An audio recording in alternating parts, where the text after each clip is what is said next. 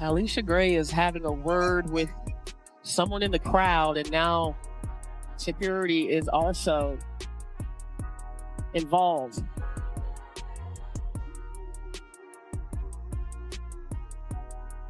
Well, looks like that fan is being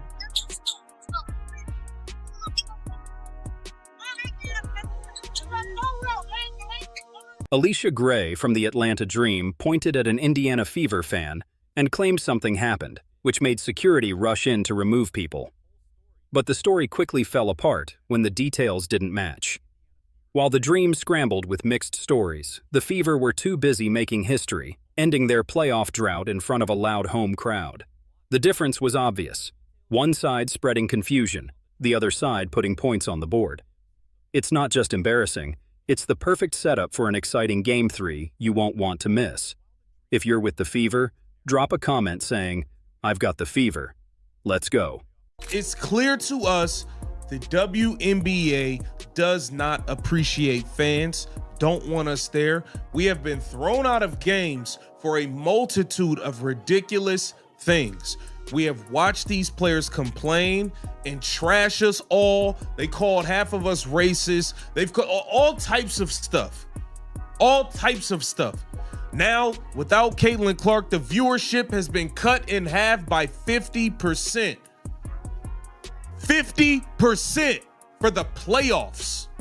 For the playoffs, y'all. And they still are getting fans thrown out of games. What exactly did Allisha Gray think she heard from the crowd that night? And why did it turn into such a mess? That's the part no one can fully explain. Right after she pointed toward the Indiana section, the story split in different directions. On live TV, you could see her turn, point, and signal to security. A few fans looked confused as staff escorted them out, and the broadcast quickly cut to something else. In that moment, it felt like something serious had happened. The timing made it even bigger. An accusation this bold, right in the middle of a playoff game, gave Atlanta a way to push a new narrative. Their star had been disrespected, their team had been wronged, and suddenly the focus wasn't on the scoreboard, but on the stands. She got a fan kicked out last night against the Indiana Fever, only for the fan to speak their piece to the security. Security found out, oh, you didn't say anything at all, actually. Yeah, come back to your seat. Let me just wipe that seat off for you. Here, please, have a seat, ma'am. Allisha Gray played like absolute you-know-what last night and decided to take it out on a fan. At first, it seemed like this was about some shocking comment, something serious enough to get fans thrown out. But by the next day, the story was all over the place. Some outlets said it was just harmless heckling, the kind of stuff every player hears in a big game. Others hinted it was something more personal and serious, but never explained what that actually meant. That mix of stories made people question everything. If fans were really removed during a playoff game, shouldn't the details be clear and consistent? Instead, all we got was a confusing patchwork of reports that didn't line up with what people inside the arena said they saw. This is nuts. By the way, security brought this couple back in and apologized to them. All right? They removed the couple because they do it to let the players calm down, because it's clear these players aren't professionals. Hey, that's what you owe us. You owe us at this point. Stop it. Stop it. So, she's now fully been exposed. Eyewitness stories soon started coming out, and that's when Gray's version began to fall apart. One fan who sat close by said the comment was simply, "You're good, Lex. She's not even trying anymore." It was clearly meant as encouragement for Lexi Hull, not as an insult toward Gray. Nothing vulgar, nothing threatening, just normal sports talk. Yet somehow, that harmless comment turned into player frustration, a call for security, and paying fans being taken out of their seats. If that doesn't sound like a stretch, then what does? And let's get this account of the situation. The guy in the black hat yelled to Lexi, who was running to guard Gray, and said, quote, "You're good, Lex. She's not even trying anymore."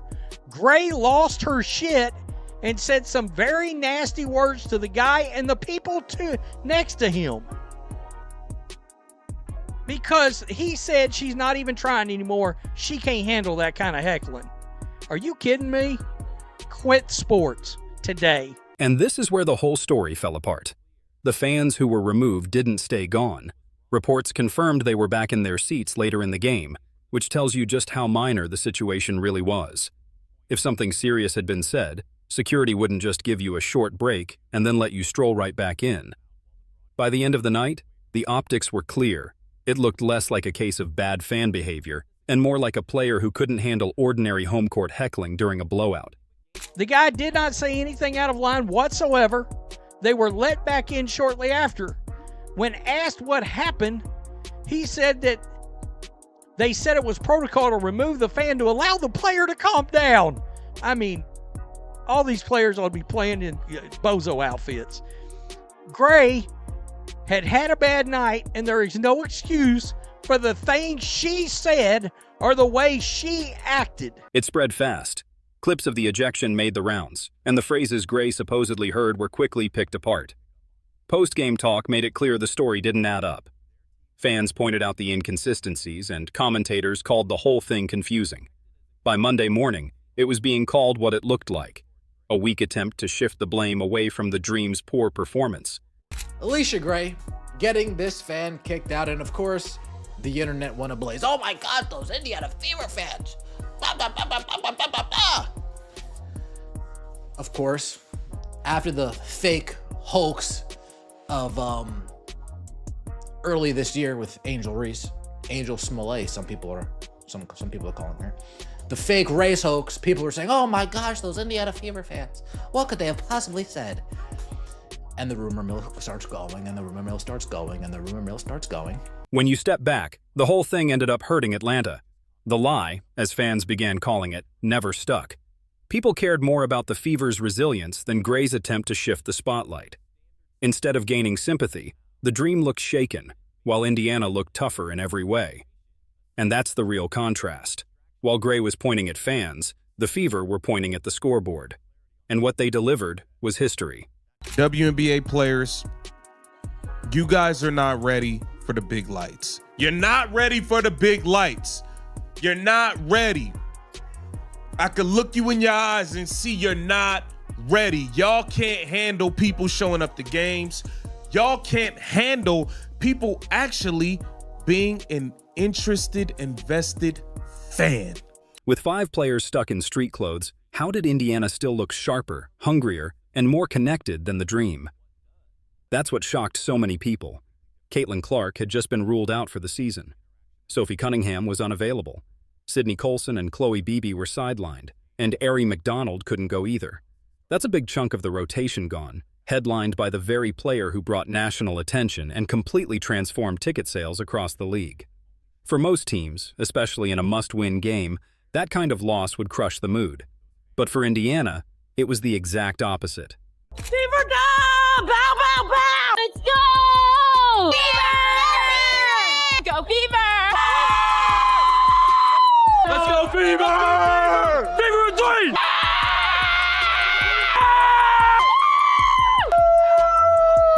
Let's go! Hey out, baby! This is the reason! This is our season! Return up time! Indiana Fever! That time we on the map! Let's go! Think about the pressure for a moment. Game 1 had slipped away in Atlanta, so Game 2 at Gainbridge wasn't optional. It was win or go home. On top of that, it was the Fever's first home playoff game since 2016. Back then, Tamika Catchings was still playing, and Stephanie White was the one coaching the team. Nearly a decade without postseason basketball, and just when they finally got it back, they lost their biggest star.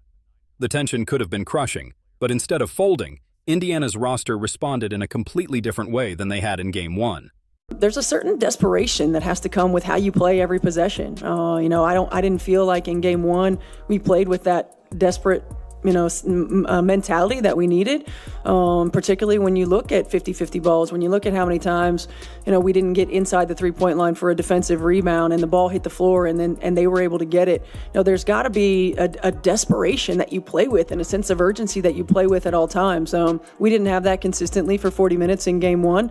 I expect us to have it here tonight. The energy in the building matched how important the game was. Fans wearing red Now You Know shirts filled the lower sections, and the noise at Gainbridge made it feel like the city was making up for years of missing out. The crowd didn't just cheer for big plays, they roared for good defense, hustling efforts, and played like a sixth member of the team. For a team with few players, that extra energy made a big difference. Even in the shoot-around, Coach White kept reminding them, you have to play with desperation and a constant sense of urgency. Boston backing down Jones, post moves, banks it in, bow, bow, bow. Underway, it's 2-0 Fever through the first 20 seconds. Bree Jones, so crafty around the bucket, good footwork, little fadeaway there. First bucket for Kelsey Mitchell, who's having a spectacular season. Powers muscling it up, good, and one. There's the energy off the bench from Ariel Powers as she flexes. It wasn't just talk. Coach White had criticized their first game for lacking intensity, and the players clearly listened. They didn't give the referees any reason to sway the game. From the first quarter, their energy was different. Faster rotations on defense, stronger box outs, and more passing. They didn't wait for one player to take over. They decided as a team to give everything. And then there was Caitlin on the bench. Instead of sulking, she smiled, cheered, and stood up for every defensive stop. The team fed off her energy, taking it onto the court with them. Atlanta is very reactive on defense right now. They are not dictating the way that we saw them in game one, and credit the Fever for their level of aggressiveness. Mitchell whips a pass, left block, Turner, extra toss, puts it in! Mitchell from the logo, pulls, top of the arc three, got it! That's how Indiana turned what could have been a season-ending loss into one of the most uplifting nights in team history. It wasn't about who was missing, it was about who was willing to step up. And that resilience set the stage for the best part. How their stars completely changed the game on the court. Inside, Boston, going to work, scores off the backboard. 8 seconds left in the third. Fever by a dozen. Now a steal in the backcourt. Mitchell in the corner, guarded by Gray. 4 seconds to go. Boston to Hull, left wing, fires a three. Good! Hull hits with .3 to go in the third. Woo! Atlanta inbounds. That's it for the period. And the Fever are fired up. 59-44 with 10 minutes to play. The exact moment the Fever took control of the game against Atlanta came late in the third quarter. If you weren't watching closely, it might have seemed like just a normal play. It started with Allisha Boston driving inside, using her strength and footwork to score in the post. Before Atlanta could recover, Shaw Petty jumped a passing lane and stole the ball, sending the crowd into a frenzy. Seconds later, with the clock winding down, Lexi Hall hit a deep three at the buzzer. The shot went in, the crowd erupted, and just like that, the tone of the game completely changed. And they have allowed her in their half-court sets so far to just take open drive to the rim. There's the three. I think, and fans didn't appreciate how good Kelsey Mitchell is, and they're certainly getting an eyeful this year. Here she goes. She's guarded by Petty. Takes it right to the basket and misses. It's a hit for Mitchell. What had been a tense, back-and-forth game suddenly swung in Indiana's favor, and Atlanta never recovered. Until that point, the Dream were staying close, with the margin in single digits, and Indiana still looked vulnerable despite their effort. Atlanta only needed one small run to get back in it, but that key sequence crushed their hopes, giving the Fever full momentum and sending the home crowd into a surge of energy that carried into the fourth quarter. From there, Indiana didn't let up. Kelsey Mitchell scored 19 points, hitting 4 three-pointers that punished every defensive gamble Atlanta tried. When Atlanta collapsed to stop the paint, Mitchell made them pay from outside. When they pressed up, her quick first step beat them off the dribble.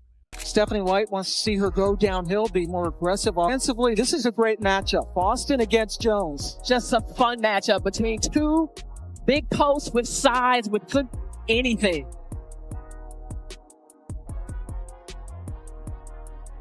Boston up, under, and in. Alongside her, Allisha Boston added a steady 15 points and 5 rebounds, giving balance on both ends. She wasn't flashy, but she was dependable. And every time Indiana needed a basket to stay in control, she delivered. Both teams around that 40% mark. They didn't hit that in game one, and that's a good way to go for Natasha Howard. Gray goes down. What is she? Good patience by Howard. Mitchell bounce pass. Natasha Howard, and it rolls in. Howard has had great activity tonight. Natasha Howard might not have grabbed the headlines, but her impact on both ends of the floor was clear. She scored 12 points and changed countless shots on defense, acting as the team's glue. Oh, got a size advantage on Jordan Canada, so she can use her length, even though Jordan Canada has the advantage in quickness. Terrific cut by Hull and a good find. Good shot there by Pow. You never think it's the youngest player on the team that gets you settled in on offense. But they're not getting the stops you asked about. Then there was Lexi Hall, who did more than just hit the buzzer beater. She brought energy, played tough defense on Gray, dove for loose balls, and spaced the floor in ways that made Atlanta adjust their game. Petty dishes, middle of the paint. Timpson pivoting. Timpson around the defender. Shot, good, and one. And this one was worth the wait. Final score, Fever 77, Dream 60. And we will talk to you on Thursday night in Atlanta. But it was the defense that sealed the win. Atlanta, a team used to scoring much more, managed just 60 points. They shot under 38% from the field and only made 5 of 9 three-pointers. Indiana tightened up on every possession, contesting shots, boxing out, and limiting the Dream to just 10 free throws. Every role player bought in. Aerial Powers used her size to slow Atlanta's wings, and Brianna Turner battled inside to block shots.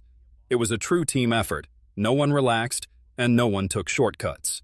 Great job! That was a masterclass on the defensive end of the game. Hell yeah, ladies! Hell yeah! It really was. It really was. I mean, I'm so proud of you. Stepped up to the challenge. Back against the wall, and our back is against the wall every fucking game. But y'all, look, I'm proud of you. We ain't finished though, right? We ain't finished. KK, way to be ready. Yeah! The second half, your aggressiveness, it was a difference maker. What it opens up with the gravity that you create is huge for us. You gotta stay aggressive. Hell yeah!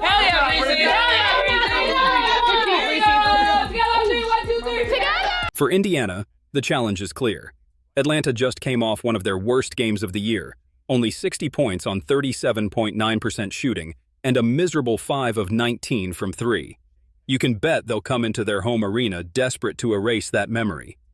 Desperation is natural after a blowout, and with a home crowd ready to lift them, Indiana has to be ready for a much more aggressive Dream team. So how do the Fever respond? They need to bring back the same suffocating defense. The goal is clear. Limit Ryan Howard and Allisha Gray like they did in Game 2. Those two were held to just 19 combined points, far below their Game 1 output. Without those buckets, Atlanta couldn't keep up, and Indiana never let them back in. Doing it again isn't optional. It's survival.